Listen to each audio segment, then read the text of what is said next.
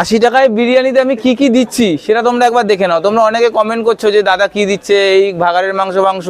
হ্যাঁ, তোমরা দেখে নাও নিজের হাতে কি কি দিচ্ছি। এখানে প্রথমে আলু দেওয়া আছে, আলুর উপরে চিকেন মাটন, তার মধ্যে বিরিয়ানির যে গ্রেভিটা দেওয়া ছিল সেটা, তার মধ্যে তেল।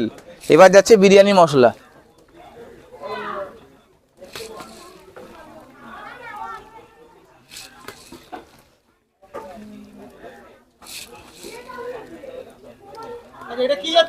এটা হচ্ছে বিরিয়ানি মশলা যাচ্ছে, আমার নিজস্ব তৈরি।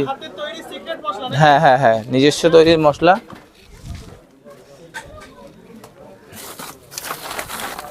এবার যাচ্ছে আলু বোখরা।